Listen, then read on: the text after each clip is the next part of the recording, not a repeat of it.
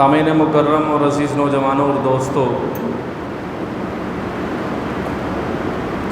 گفتگو سخن لے کر آیا ہوں حضور کونین علیہ الصلاۃ والسلام کی پیاری باتیں۔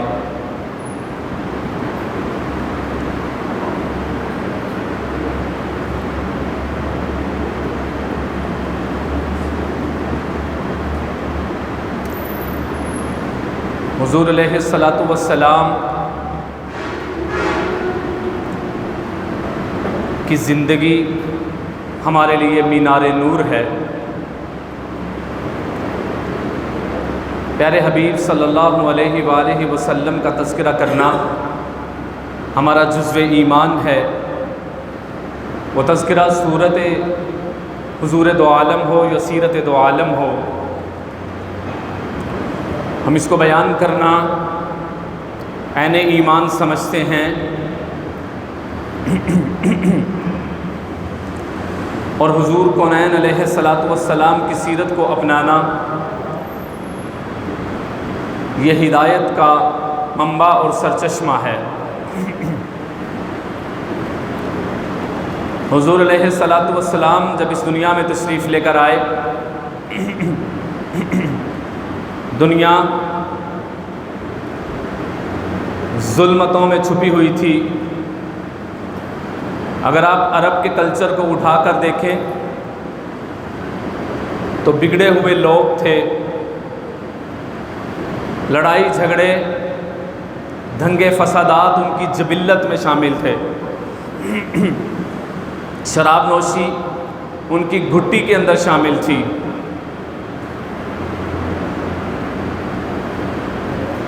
اور اسی طرح بچیوں کو زندہ زمین میں دفن کر دینا وہ اپنے لیے فخر کی بات سمجھتے تھے۔ ان کا موقف یہ تھا کہ ہم کس طرح اپنی عزت کو کسی مرد کے ساتھ رخصت کریں، اس طرح کی ان کی ذہنیت تھی۔ اور اس قوم کے اندر اور اس جگہ پر رسول عرب و عجم کو اللہ نے مبعوث فرمایا، جو جغرافیائی لحاظ سے بھی موسمی شدت والی جگہ کو منتخب کیا۔ اللہ کی ذات عالی نے پیارے حبیب کو جہاں پر مبعوث فرمایا، موسم کی بھی شدت تھی اور لوگوں کے اندر جہالت کی بھی شدت تھی۔ جہالت بھی شدت کا سامنا کرنا پڑا حضور کونین کو، اور موسم کی شدت بھی آج سے 1450 سال پہلے موسم کی شدت کیا ہوگی جب موسم کو سامنا کرنے کے لیے انسان کے پاس اتنی سہولیات بھی میسر نہیں تھی۔ 1450 سال گزرنے کے بعد آج کے دن میں کوئی حج بیت اللہ پہ جائے یا عمرے پہ جائے تو مکے کی گرمی ناقابل برداشت ہوتی ہے۔ لیکن ذرا تصور کیجئے کہ وہ مکے کی گلیاں، وہ مکے کی وادیاں، وہ مکے کے ریگستان، تپتے ہوئے صحرا اور سنگریزے جو پاؤں کے نیچے بچھے چلے جاتے تھے اور پاؤں کو زخمی کرتے تھے، اس حالت میں اللہ کی ذات عالی نے حبیب دو عالم صلی اللہ علیہ وآلہ وسلم کو نبوت جیسے عظیم منصب پر فائز کر کے ذمہ داری سونپ دی گئی۔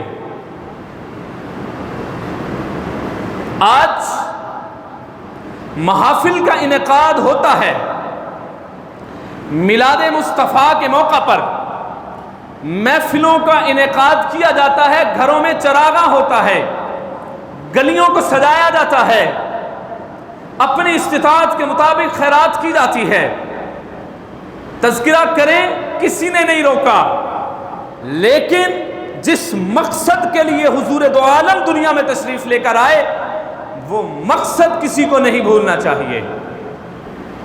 ایک ہے میلاد مصطفیٰ اور ایک ہے مقصد آمد مصطفیٰ۔ حضور کونین علیہ الصلاۃ والسلام نے 3 سال تک شعب ابی طالب میں کیوں گزارے؟ وہ 3 سال اس طرح کے گزارے ہیں کہ کوئی رشتہ دار میرے نبی کے ساتھ کلام کرنے کے لیے تیار نہیں ہے۔ قصور کیا ہے؟ لا الہ الا اللہ۔ میرے نبی کی راہوں میں کانٹے بچھائے گئے، ابھی نبوت کا دعویٰ نہیں کیا تھا، ابھی نبوت کا پرچار نہیں کیا تھا۔ اس سے پہلے یہی کافر لوگ تھے جو آپ کی راہوں میں اپنے ہاتھ اور پلکیں بچھاتے تھے، پھول نچھاور کرتے تھے۔ لیکن جب میرے نبی دو عالم نے کوہ صفا پر کھڑے ہو کر کیا کہا؟ یا ایھا الناس، اے لوگو، قولوا لا الہ الا اللہ تفلحوا، لا الہ الا اللہ پڑھ لو کامیاب ہو جاؤ گے۔ اب یہی لوگ تھے جو پتھر برسانے کے لیے بالکل تیار کھڑے تھے اور انہوں نے پتھر برسائے۔ قصور کیا ہے؟ لا الہ، یہ منصب ہے۔ پھر ذرا آگے چلیے، ابھی نبوت کا اعلان ہوا، اس سے پہلے حضور کونین نے قریش مکہ کو اپنے گھر میں بلایا اور دعوت کا دسترخوان لگایا، طعام کا انتظام کیا۔ جب دسترخوان لگ گیا، حضور کونین نے سب کو کھانا کھلایا تو انہوں نے پوچھا کہ یہاں بلانے کا مقصد کیا ہے؟ تو آپ نے فرمایا کہ میں اللہ کا نبی ہوں، اللہ نے مجھے نبوت کے لیے چن لیا ہے، مجھے اللہ نے مجھ پر نبوت کو اور قرآن کو نازل کر دیا ہے، میں اللہ کا نبی ہوں، میری نبوت کا اقرار کرو۔ تو یہی لوگ تھے جنہوں نے میرے نبی کو گالیاں دینی شروع کر دی۔ قصور کیا ہے؟ لا الہ، آپ میرا ساتھ دینا، قصور کیا تھا؟ لا الہ الا اللہ۔ ذرا تھوڑا سا آگے چلتے ہیں ہم۔ حضور کونین مسجد میں تشریف فرما ہے، حرم میں ایک کافر آتا ہے اور میرے نبی دو عالم صلی اللہ علیہ وسلم کے گلے کے اندر کپڑا ڈال کے، یہ ہم صرف سوچ سکتے ہیں اور آپ سن سکتے ہیں۔ آج آپ مشقت برداشت کرتے ہیں اپنے بچوں کے لیے، آج آپ کسی کی گالی سن کر خاموش ہو جاتے ہیں، اپنے مالک کا رویہ جو برا رویہ ہوتا ہے آپ وہ بھی تلخ لہجے کو بھی برداشت کر جاتے ہیں، کس کے لیے؟ اپنے بچوں کی رزق کے لیے۔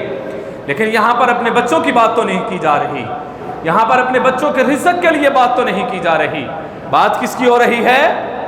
اللہ کی۔ تو اس نے گلے کے اندر کپڑا ڈال کے بال دینے شروع کر دیے۔ اب آپ کیا سوچتے ہیں حضور کونین نے چھڑانے کی کوشش نہیں کی ہوگی؟ حضور چھڑا رہے اور وہ بال دے رہا ہے۔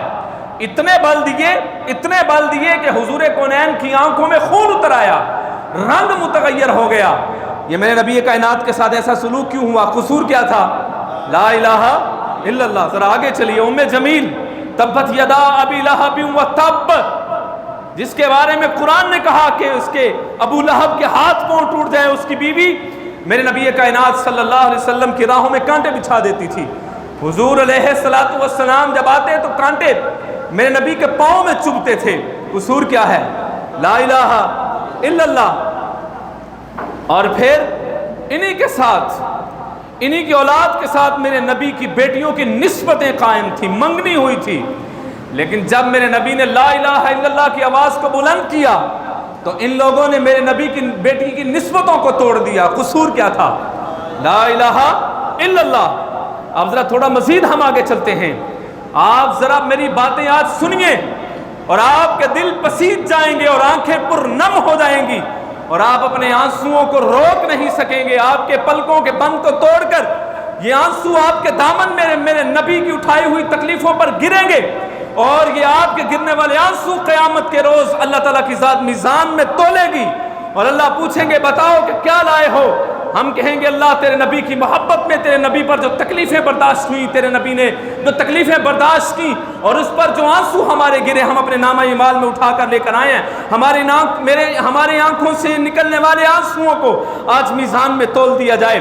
حضور کونین علیہ الصلوۃ والسلام کے اوپر پتھر برسائے جانے لگے۔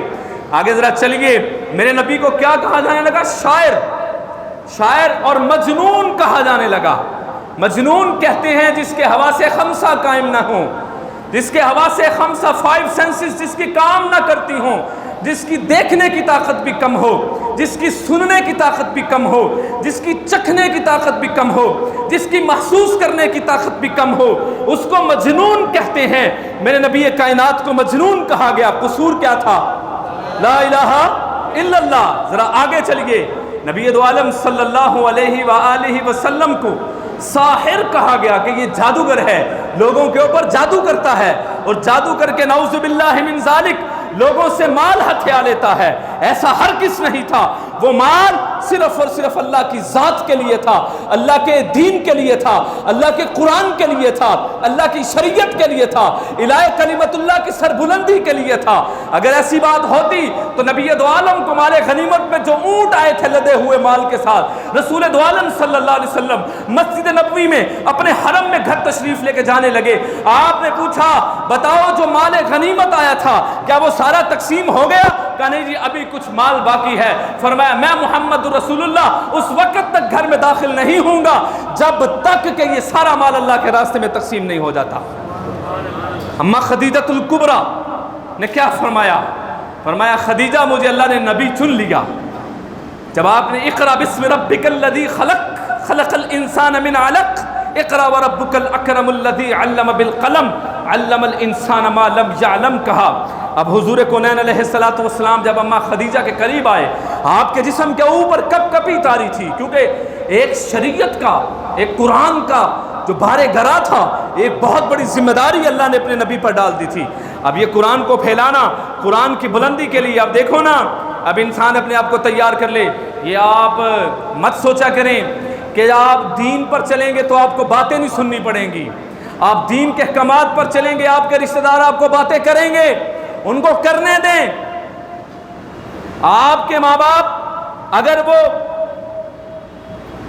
غیر مذہبی ہیں، یعنی مذہب کے قریب نہیں ہیں، وہ اگر آپ کو بات کریں گے آپ کرنے دیں۔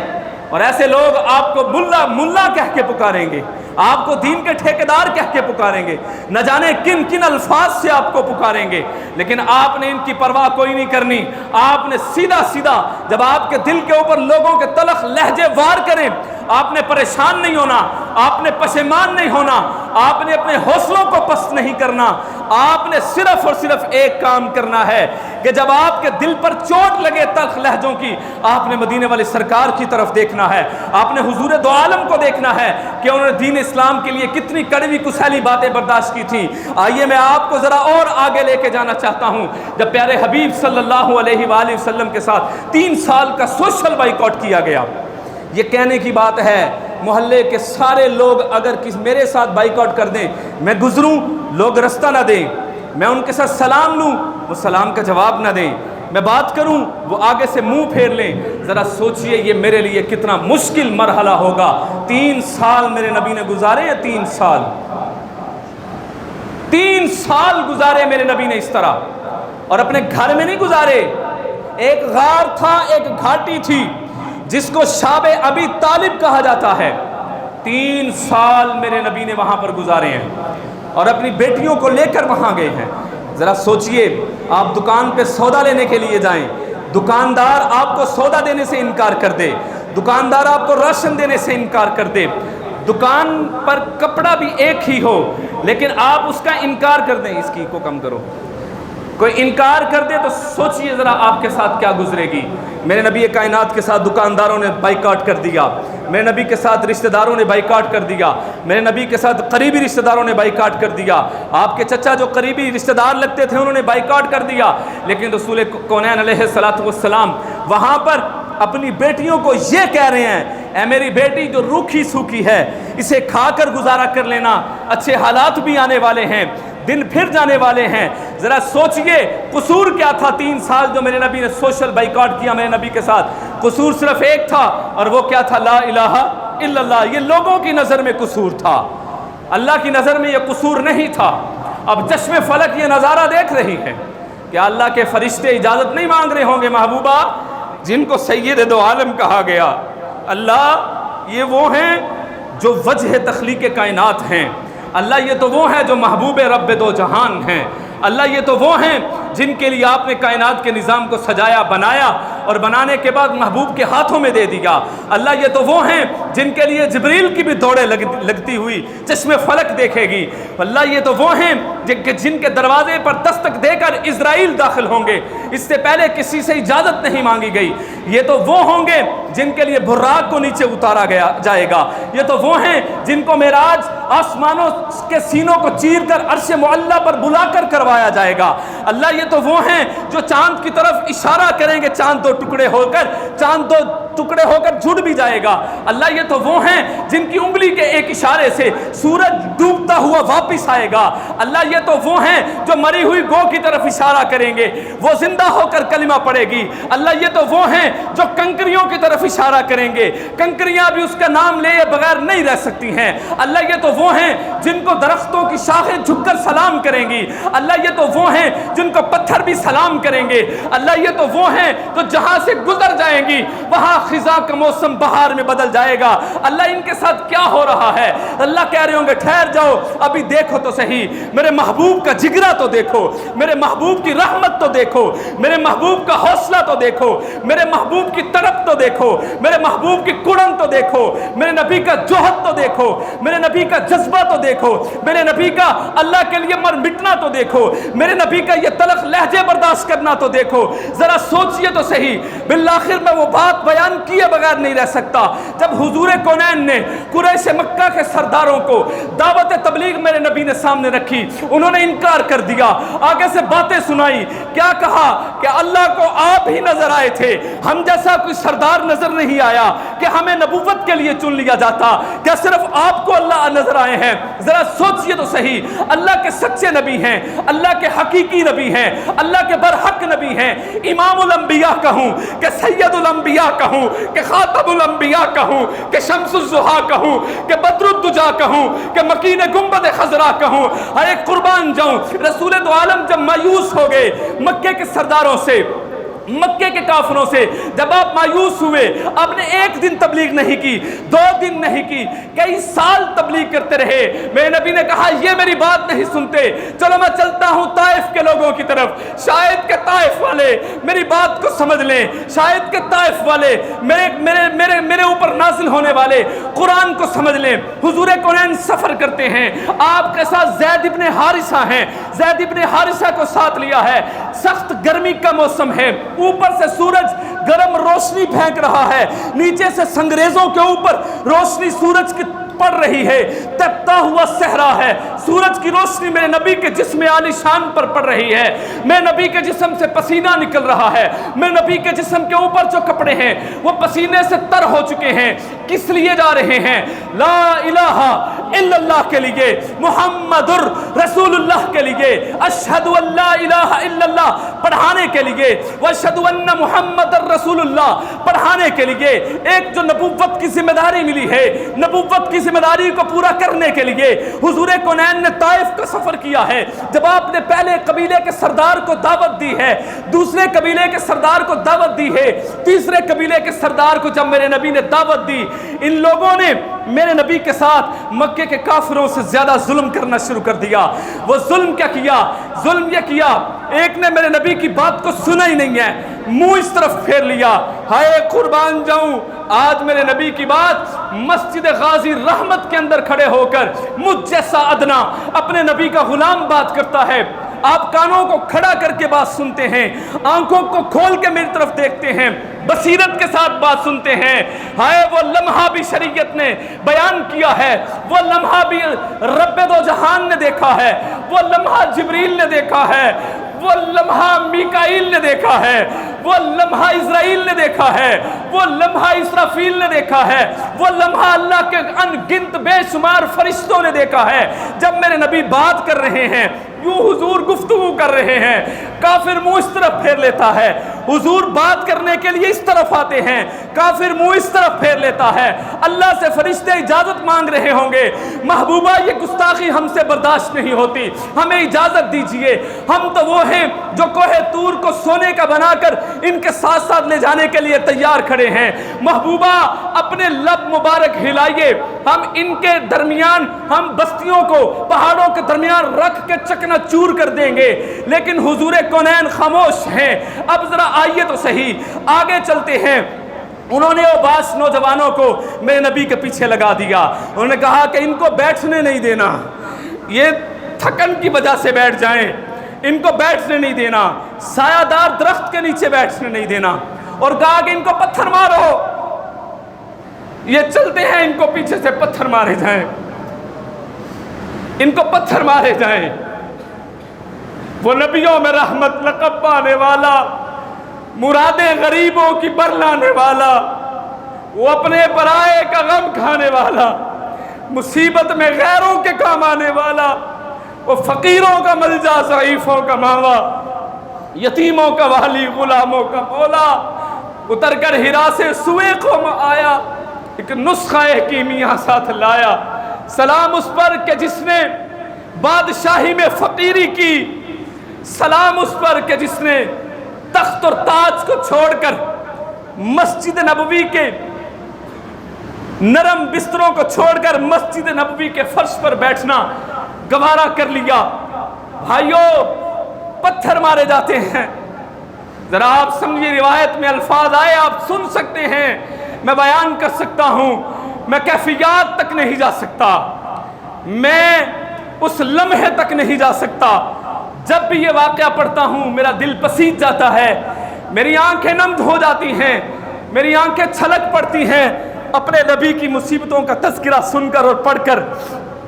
پتھر مارے جاتے ہیں، آپ ذرا تصور کیجئے کتنا خون مبارک نکلا ہوگا۔ یہ وہ خون مبارک ہے، یہ وہ پھر ایک وقت بھی آیا تھا صلح حدیبیہ کے موقع پر، جب حضور کونین لعاب مبارک نیچے پھینکتے ہیں کلی کی صورت میں، صحابہ نیچے سے اٹھا کر اپنے چہروں پر مل لیتے ہیں۔ وہ صحابہ ابھی میرے نبی کو صحیح طرح سے ملے نہیں ہیں، اگر مل گئے تھے تو میرے نبی کے صحابہ نے کہا تھا، حضور اب آپ ہمارے پاس آ گئے ہیں، ہم حضرت موسیٰ کی طرح یہ نہیں کہیں گے انت وربک فقاتلا انا ہاہنا قائدون، آپ اور آپ کا رب جا کر لڑے، ہم یہاں پر بیٹھیں گے محبوبہ، ہم اپنی لاشیں بچھا دیں گے، پھر آپ کی طرف کوئی آئے گا۔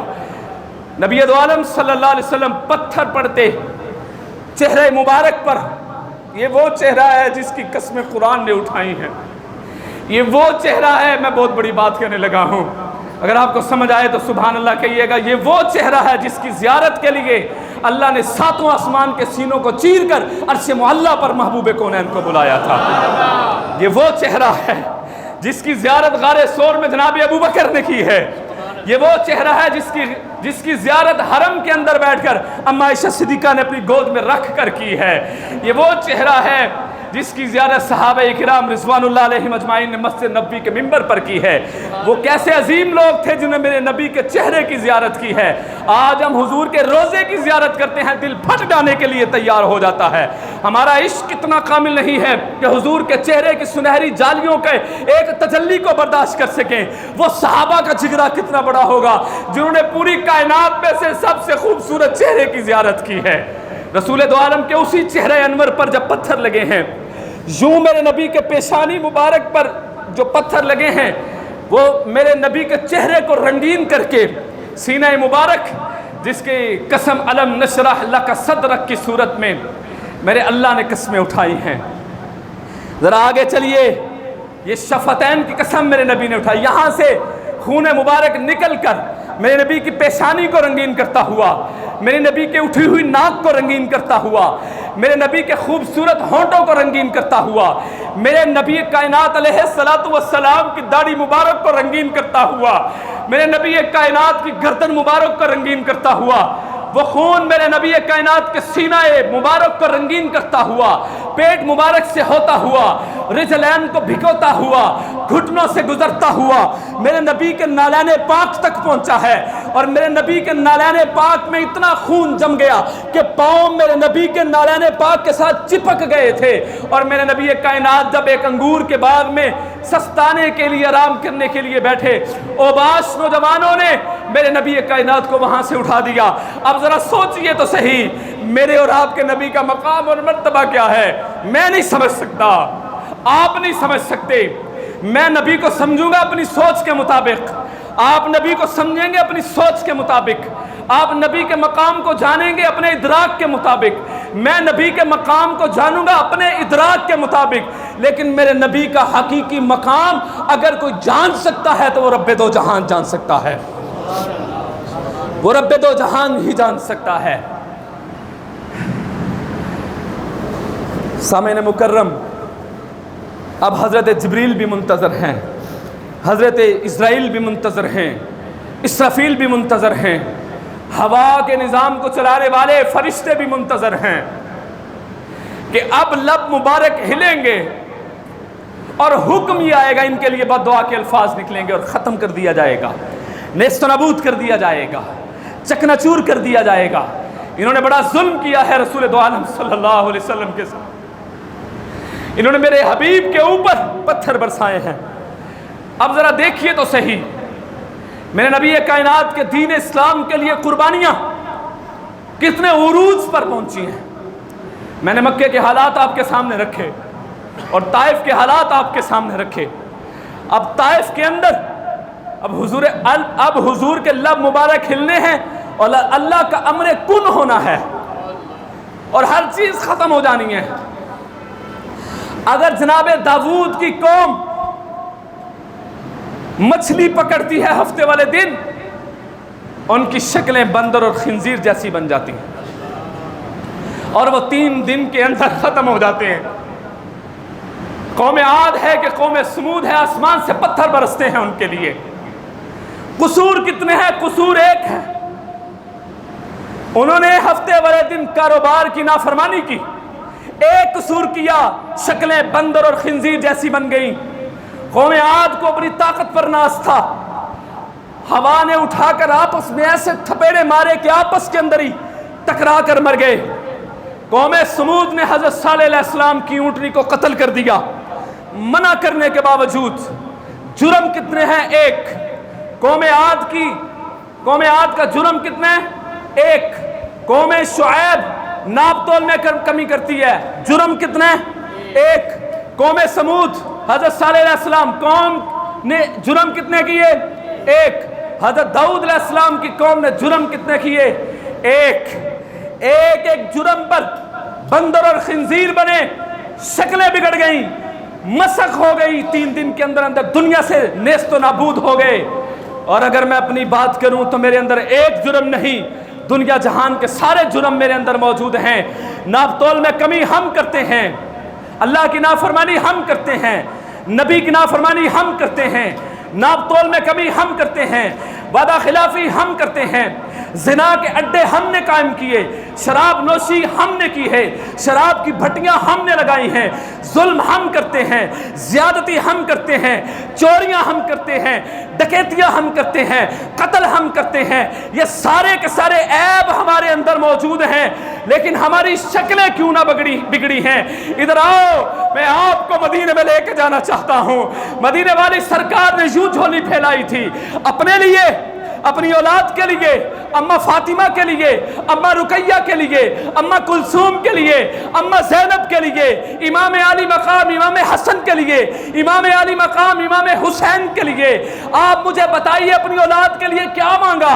کچھ نہیں مانگا، یوں جھولی پھیلائی اور کہا اللہ میں آپ سے ایک دعا کرنا چاہتا ہوں، محبوبہ بولنا تیرا کام ہوگا، تیری جھولی کو بھر دینا محمد کے رب کا کام ہوگا، مانگیے کیا مانگتے ہیں؟ جھولی پھیلائی اور کہا اللہ میری امت کے جوانوں سے اگر غلطی ہو جائے، میری امت کے بوڑھوں سے اگر غلطی ہو جائے، میری امت کی بیٹیوں سے اگر غلطی ہو جائے، اے اللہ ان کی شکلیں نہ بگاڑنا، اے اللہ ان کی شکلیں نہ بگاڑنا۔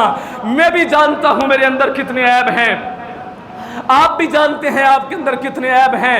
عیب اس طرح کے ہیں کہ آسمان ہمیں اچک لے، عیب اس طرح کے ہیں زمین پھٹ جائے، عیب اس طرح کے ہیں سمندر ہمارے اوپر ابل پڑے، عیب اس طرح کے ہیں آسمان سے ہمارے اوپر پتھر برسے، عیب اس طرح کے ہیں آسمان کی آندیاں ہمیں لے جائیں، عیب اس طرح کے ہے کہ ہمارے اوپر لاوا پھوٹ پڑے۔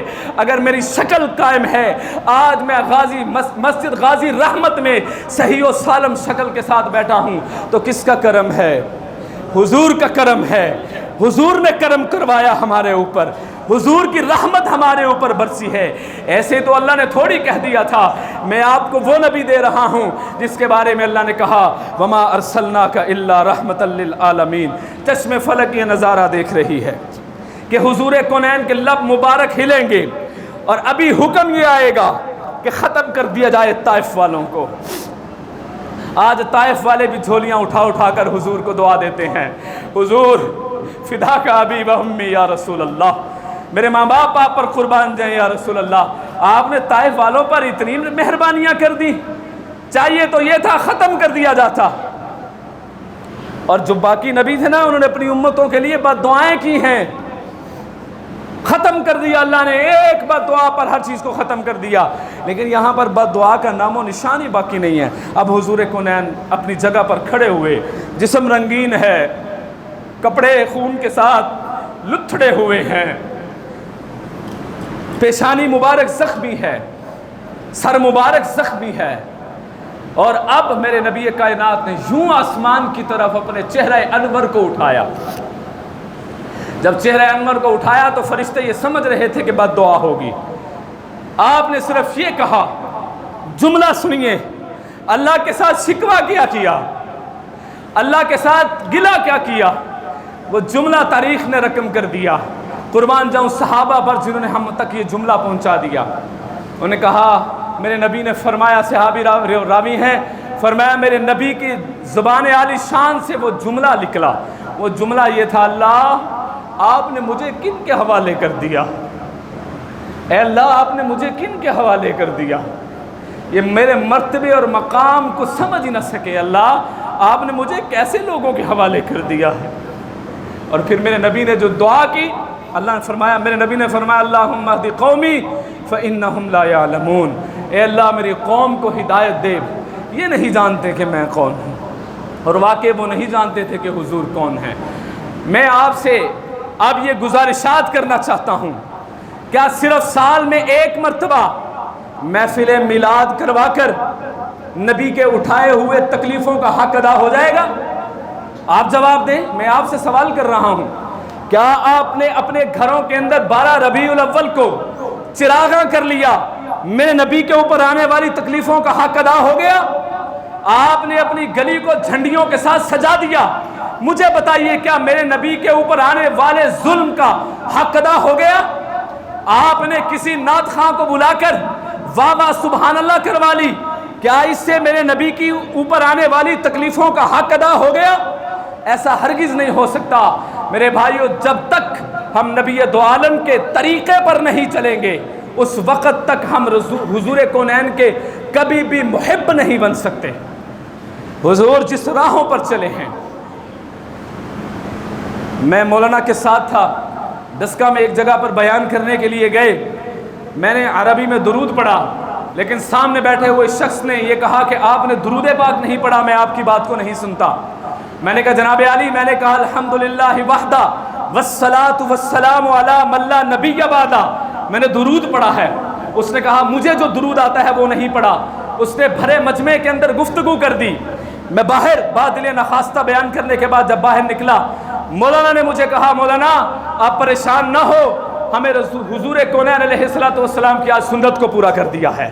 آج لوگوں نے باتیں کی ہیں حضور کے دین کے لیے، میرے نبی کو بھی باتیں سنائی گئی تھی، اس لیے آپ اگر دین پر چلتے ہیں، شریعت کے عمل کو پورا کرتے ہیں، لوگ آپ کو باتیں کرتے ہیں، ان کی باتوں کی پرواہ آپ نے نہیں کرنی ہے، پھر آپ حضور کونین علیہ السلام کے ساتھ ہوں گے۔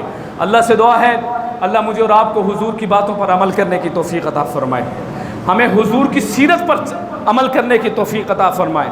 خوشیاں کریں، حضور کے آنے کی خوشی منائیں، آپ کون روک رہا ہے؟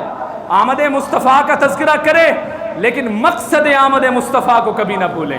اس کے لیے صحابہ نے اپنی گردنیں کٹوائی ہیں، 313 صحابہ نہتے میرے نبی کے لیے اپنی جانوں کا نذرانہ پیش کرنے کے لیے باہر نکل آئے۔ احد کے میدان کے اندر 70 صحابہ نے اپنی جانوں کے نذرانے پیش کیے، حضور کے دندان مبارک شہید ہوئے، حضور زرہ پہن کے نکلے ہیں۔ یہ وہ سنتیں ہیں صحابہ کی جن کو آج تازہ کرنے کی ضرورت ہے۔ یہ سنتیں تازہ ہوں گی تو دین اسلام کو پوری دنیا پر پھیلنے سے کوئی طاقت نہیں روک سکتی۔ اللہ سے دعا ہے اللہ مجھے اور آپ کو اس پر عمل کرنے کی توفیق عطا فرمائے۔ اب میں فقہی مسائل کے لیے 5 منٹ کے لیے جو ہماری ترتیب ہے، مولانا بلال احمد حواری صاحب، ان سے ملتمس ہوں کہ وہ آئیں اور لوگوں کے